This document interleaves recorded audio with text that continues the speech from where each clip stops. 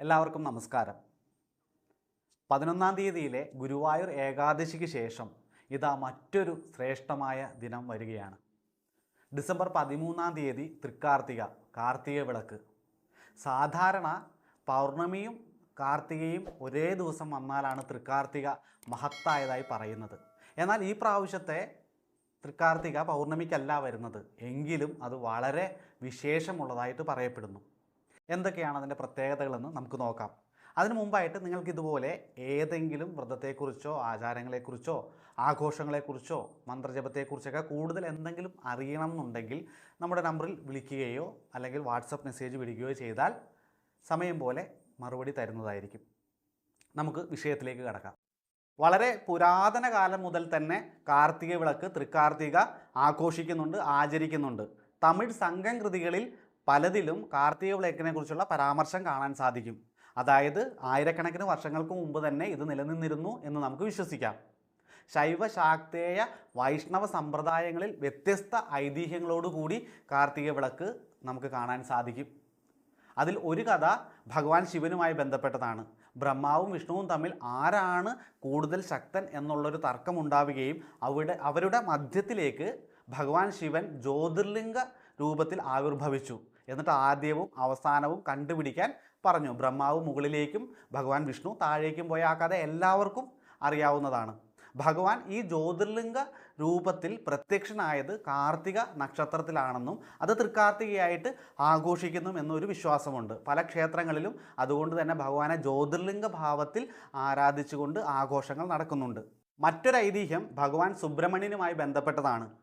ശരവണ പൊയ്കയിൽ 6 രൂപത്തിലുണ്ടായിരുന്ന സുബ്രഹ്മണ്യനെ കാർത്തിക ദേവിമാർ കാർത്തിക ലോകത്തേക്ക് കൊണ്ടുപോയി, നക്ഷത്ര ലോകത്തേക്ക് കൊണ്ടുപോയി. പാർവതീ ദേവി കാർത്തിക നാളിലാണ് ഈ 6 രൂപത്തെയും ചേർത്ത് സ്കന്ദൻ്റെ ഏകരൂപത്തിലേക്ക്, ഭഗവാനെ ഒറ്റ രൂപത്തിലേക്ക് മാറ്റിയത് എന്ന് വിശ്വസിക്കപ്പെടുന്നു. അതുകൊണ്ട് തമിഴ്നാട്ടിലൊക്കെ വളരെ പ്രാധാന്യത്തോടു കൂടി കാർത്തിക വിളക്ക് സുബ്രഹ്മണ്യ പ്രീതികരമായിട്ടും ആഘോഷിക്കുന്നുണ്ട്, ആചരിക്കുന്നുണ്ട്. കേരളത്തിൽ പ്രധാനമായും കാർത്തിക വിളക്ക് ആഘോഷിക്കുന്നത്, ആചരിക്കുന്നത് പരാശക്തി ദേവിയുമായി ബന്ധപ്പെട്ടാണ്, പാർവതീ ദേവിയുമായി ബന്ധപ്പെട്ടാണ്. ദേവി ശുംഭനിശുംഭന്മാരെ വധിക്കാൻ വേണ്ടി കൗശികീ ഭാവത്തിൽ ആവിർഭവിച്ചത് ഈ കാർത്തിക നക്ഷത്രത്തിലാണ് എന്ന് വിശ്വസിക്കപ്പെടുന്നു. ഈ കൗശികി എന്ന് പറയുന്ന ഭാവം ഉഗ്രതാരാഭാവമാണെന്നും മാതംഗി ഭാവമാണെന്നും പറയപ്പെടുന്നുണ്ട്, ശിവപുരാണത്തിൽ പറയുന്നുണ്ട്. എന്തു തന്നെയായാലും ദുർഗാഭാവങ്ങളിൽ ഒന്നായിട്ടാണ് പലരും കാണുന്നത്.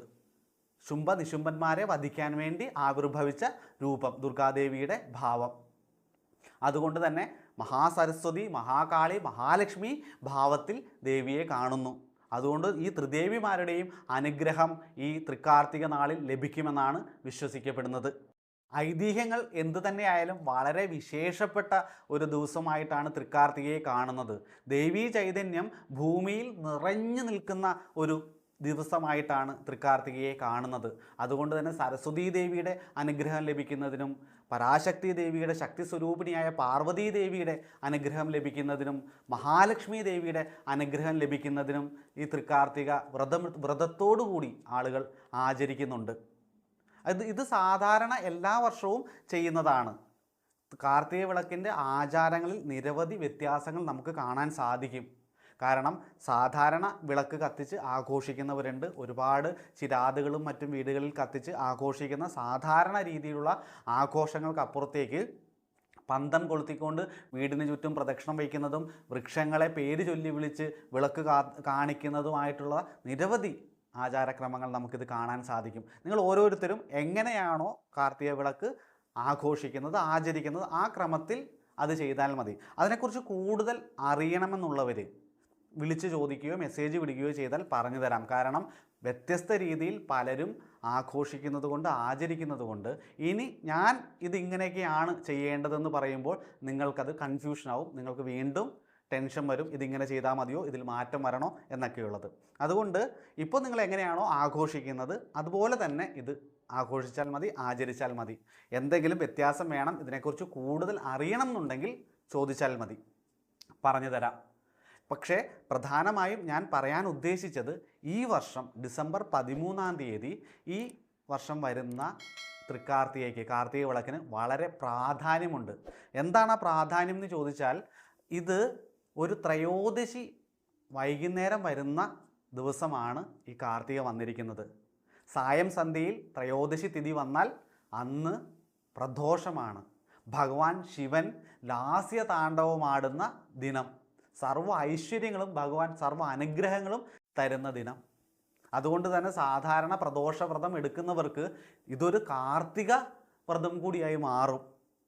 ശിവക്ഷേത്രത്തിൽ പ്രദോഷ പൂജയുടെ സമയത്ത് ഭഗവാൻ ലാസ്യ താണ്ഡവം ആടുമെന്നും സകല ദേവീദേവന്മാരും മഹാവിഷ്ണുവും ബ്രഹ്മാവും സരസ്വതിയും ദേവേന്ദ്രനും മറ്റു ദേവന്മാരും യക്ഷ കിന്നരന്മാരും നാരദനും എല്ലാവരും ഭഗവാന്റെ ആ ലാസ്യ താണ്ഡവം കാണുന്നതിന് വേണ്ടിയിട്ട് ക്ഷേത്രത്തിൽ എത്തുമെന്നും പാർവതീദേവിയെ സന്തോഷിപ്പിക്കുന്നതിന് വേണ്ടിയാണ് ഭഗവാൻ താണ്ഡവമാടുന്നതും എന്നുള്ള കഥകളൊക്കെ നമ്മൾ കേട്ടിട്ടില്ലേ. അപ്പോൾ ഈ സമയത്ത് ഭഗവാൻ താണ്ഡവമാടുമ്പോൾ ഭഗവാൻ ഏറ്റവും സന്തോഷവാനായിട്ടിരിക്കുന്ന സമയമാണ്. ഈ സമയത്ത് നമ്മൾ എന്ത് ചോദിച്ചാലും എന്ത് അനുഗ്രഹം ചോദിച്ചാലും ഭഗവാൻ തരുമെന്നും വിശ്വസിക്കപ്പെടുന്നു. അപ്പോൾ അതുകൊണ്ട് തന്നെ ഈ തൃക്കാർത്തികയുടെ അന്ന് വൈകുന്നേരം പ്രദോഷം വന്നിരിക്കുന്നതുകൊണ്ട് ഭഗവാന്റെ അനുഗ്രഹം പ്രത്യേകം കിട്ടും. അതോടൊപ്പം തന്നെ ദേവിയുടെ അനുഗ്രഹവും കിട്ടും. പിന്നെ വെള്ളിയാഴ്ച ദിവസമാണ് ഈ തൃക്കാർത്തിക വന്നിരിക്കുന്നത്. മഹാലക്ഷ്മി പ്രീതികരമാണ് ഈ വെള്ളിയാഴ്ച ദിവസം നമ്മൾ ഈ തൃക്കാർത്തിക ആചരിച്ചാൽ ലഭിക്കുക. അപ്പോൾ സർവ്വ ഐശ്വര്യങ്ങളുമായിട്ട് ലക്ഷ്മി ദേവിയും വരുന്നു. വൈഷ്ണവ സമ്പ്രദായ പ്രകാരം ലക്ഷ്മി ദേവിയുടെ അനുഗ്രഹത്തിന് ഉത്തമ നാളുകളിൽ ഒന്ന് വെള്ളിയാഴ്ചയാണ്.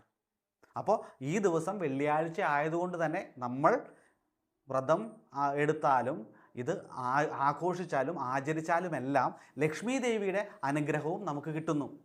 മഹാലക്ഷ്മി, മഹാകാളി, മഹാസരസ്വതി ഭാവത്തിലാണ് ദേവിയെ, ദുർഗാദേവിയെ കാണുന്നത് എന്നുള്ളത് കൊണ്ട് ഈ ദിവസം വിദ്യ ലഭിക്കുന്നതിന്, വിദ്യാഭ്യാസത്തിനും പഠനത്തിനുമൊക്കെ വളരെ സരസ്വതി ദേവിയുടെ അനുഗ്രഹം ലഭിക്കുന്നതിന് ഉത്തമമാണ്. അതുപോലെ തന്നെ ആരോഗ്യ പ്രശ്നങ്ങൾ ഇതെല്ലാം മാറുന്നതിന്, അസുഖങ്ങളൊക്കെ മാറുന്നതിന് ശക്തിയുടെ അനുഗ്രഹം ലഭിക്കുന്നതിനും ഉത്തമമാണ്. പിന്നെ പറയേണ്ടതുണ്ടോ, മഹാലക്ഷ്മി ദേവി എല്ലാവരുടെയും ഗൃഹത്തിലേക്ക് ഈ സായം സന്ധ്യയിൽ നമ്മുടെ വീടുകളിലേക്ക് എത്തും. അപ്പോൾ ദേവിയെ സ്വീകരിക്കാൻ പരാശക്തി ദേവി ലക്ഷ്മി ഭാവത്തിൽ നമ്മുടെ ഭവനത്തിലേക്ക് വരുന്നു. ദേവിയെ സ്വീകരിക്കുന്നതിന് വേണ്ടിയിട്ട്, പരാശക്തി ദേവിയെ സ്വീകരിക്കുന്നതിന് വേണ്ടിയിട്ട് നമ്മൾ വിളക്കുകൾ തെളിക്കുന്നു. അതും ഒരു വിശ്വാസമാണ്. അപ്പോൾ വിശ്വാസമുള്ള എല്ലാവരും തന്നെ വളരെ പ്രാധാന്യത്തോടു കൂടി ഈ ദിവസത്തെ കാണണം. ഈ തൃക്കാർത്തികയ്ക്കും വ്രതമെടുക്കാറുണ്ട്. പക്ഷേ പൂർണ്ണമായും ഭക്ഷണം ഉപേക്ഷിച്ചുകൊണ്ടുള്ള വ്രതം പാടില്ല എന്നും പറയുന്നുണ്ട്. കാരണം ഇത് ദേവീ പ്രീതികരമായിട്ടാണ് നമ്മൾ ഈ വ്രതം എടുക്കുന്നുള്ളതുകൊണ്ട്. ദേവി അന്നപൂർണയാണ്, ദേവി ലക്ഷ്മി ദേവിയാണ്. അപ്പോൾ നമ്മൾ ഒരു കാരണവശാലും പട്ടിണി കിടക്കുന്നത് ദേവിക്ക് ഇഷ്ടമല്ല, അങ്ങനെ പറയപ്പെടുന്നു. അതുകൊണ്ട് തന്നെ നമ്മൾ മിതമായി ആഹാരം കഴിച്ചുകൊണ്ട് വേണം വ്രതമെടുക്കാനായിട്ട്. പ്രധാനമായും ക്ഷേത്ര ദർശനം നടത്താൻ സാധിക്കുന്നവരൊക്കെ ദേവീ ക്ഷേത്രങ്ങളിൽ തന്നെ ദർശനം നടത്താൻ ശ്രമിക്കുക. അത് വളരെ ഉത്തമമാണ്. വ്രതമെടുക്കാൻ സാധിക്കുന്നവരൊക്കെ വ്രതമെടുക്കുക. വ്രത നിയമങ്ങൾ ഞാൻ നേരത്തെ പറഞ്ഞതുപോലെ ശ്രദ്ധിച്ചാൽ മതി. സാധാരണ വ്രതമെടുക്കുന്നത് പോലെ തന്നെ, പക്ഷേ പൂർണ്ണമായിട്ടും ഭക്ഷണം ഉപേക്ഷിക്കാൻ ശ്രമിക്കേണ്ട. മറ്റെല്ലാം സാധാരണ നമ്മൾ വ്രതമെടുക്കുമ്പോഴുള്ള നിയമങ്ങൾ തന്നെയാണ്. പിന്നെ കാർത്തിക വിളക്ക് തെളിയിക്കുന്നത്, അതും ഓരോരുത്തരും ഇത്രയും നാളും എങ്ങനെയാണോ നിങ്ങളുടെ രീതി ആ രീതിയിൽ തന്നെ ചെയ്താൽ മതി. കാരണം പുതിയ കാര്യങ്ങൾ പറഞ്ഞ് അതിനകത്ത് ഒരു കൺഫ്യൂഷൻ ഉണ്ടാക്കേണ്ട കാര്യമില്ല. കാരണം ഗ്രാമപ്രദേശങ്ങളിലൊക്കെ ഇപ്പോഴും പല കുടുംബങ്ങളിലും പഴയ സമ്പ്രദായത്തിൽ തന്നെ കാർത്തിക വിളക്ക് ആചരിക്കുന്നുണ്ട്. പക്ഷേ സിറ്റിയിൽ, പട്ടണത്തിൽ അത് സാധ്യമല്ല. അതുകൊണ്ട് തന്നെ പലരും ചിരാതുകൾ കത്തിച്ച് മാത്രമായിരിക്കാം കാർത്തിക വിളക്ക് ആഘോഷിക്കുന്നത്. എന്തു തന്നെയായാലും മഹാലക്ഷ്മി നമ്മുടെ ഭവനത്തിലേക്ക് എഴുന്നള്ളും. ദേവിയെ സ്വീകരിക്കാൻ വേണ്ടിയിട്ടാണ് ഇത് ചെയ്യുന്നെന്നുള്ള ബോധ്യത്തോടു കൂടി വീടും പരിസരവും എല്ലാം നന്നായി വൃത്തിയാക്കി ദേവിയുടെ ആഗമനത്തിന് വേണ്ടി കാത്തിരിക്കുക. ദേവിയുടെ ആഗമനം ആഘോഷിക്കാൻ വേണ്ടി, ദേവിയെ സ്വീകരിക്കാൻ വേണ്ടി ദീപമൊക്കെ തെളിച്ച് വളരെ സന്തോഷത്തോടു കൂടി, ഭക്തിയോടുകൂടി എല്ലാവരും ആഘോഷിക്കുക. പെട്ടെന്ന് തന്നെ ദേവിയുടെ അനുഗ്രഹം കിട്ടും. കാരണം കുടുംബ ഐക്യത്തിനും അസുഖങ്ങൾ ഇല്ലാതാക്കുന്നതിനും ഐശ്വര്യമുണ്ടാകുന്നതിനുമൊക്കെ ഈ കാർത്തിക വിളക്ക്, തൃക്കാർത്തിക ആഘോഷിക്കുന്നത് ഉത്തമമാണ്. അതുകൊണ്ട് തന്നെ ഒരു മടിയും കൂടാതെ എല്ലാവരാലും കഴിയുന്നത് പോലെ വിശ്വാസികൾ പരമാവധി തൃക്കാർത്തിക ആഘോഷിക്കാൻ നോക്കുക. കഴിയുന്നത് പോലെ മതി. കാരണം ഇത്ര എണ്ണത്തിൽ നിങ്ങൾ വിളക്ക് കത്തിക്കണം, ഇത്ര വശങ്ങളിൽ കത്തിക്കണം, ഇതൊന്നുമല്ല. ദേവിയോടുള്ള ഭക്തി കൊണ്ട് ഭഗവതി എഴുന്നള്ളുന്നു നമ്മുടെ ഗൃഹത്തിലേക്ക് നമ്മളെ അനുഗ്രഹിക്കുന്നതിന് വേണ്ടി. പരാശക്തി ദേവി ലക്ഷ്മി ഭാവത്തിൽ, സരസ്വതി ഭാവത്തിൽ, പരാശക്തി കാളി ഭാവത്തിൽ, അങ്ങനെ ദേവി എല്ലാം കൂടി ചേർന്ന ആ ഭാവത്തിൽ ദുർഗാദേവി നമ്മുടെ ഭവനത്തിലേക്ക് വരുന്നു, ദേവിയെ സ്വീകരിക്കുന്നു, നമ്മുടെ എല്ലാ കഷ്ടപ്പാടുകളും അവസാനിക്കാൻ പോകുന്നു എന്നുള്ള പ്രതീക്ഷയിൽ നമ്മൾ ഇത് ആഘോഷിക്കുക, ആചരിക്കുക. അതാണ് വളരെ പ്രധാനപ്പെട്ട കാര്യം. അപ്പോൾ ഞാൻ പറഞ്ഞത് ഈ ദിവസത്തിൻ്റെ വിശേഷമാണ്. ഇതിനെക്കുറിച്ച് കൂടുതൽ എന്തെങ്കിലും നിങ്ങൾക്ക് അറിയണം എന്നുണ്ടെങ്കിൽ നമ്മുടെ നമ്പറിൽ വിളിക്കുകയോ അല്ലെങ്കിൽ വാട്സപ്പിൽ മെസ്സേജ് വിട്ട് ചോദിക്കുകയോ ചെയ്താൽ മതി. പരമാവധി എല്ലാവർക്കും തന്നെ നമ്മൾ മറുപടി തരുന്നുണ്ട്. അതുകൊണ്ട് തന്നെ കൂടുതൽ എന്തെങ്കിലും അറിയണം എന്നുണ്ടെങ്കിൽ അത് ചെയ്താൽ മതി. എല്ലാവരെയും ഭഗവതി അനുഗ്രഹിക്കട്ടെ.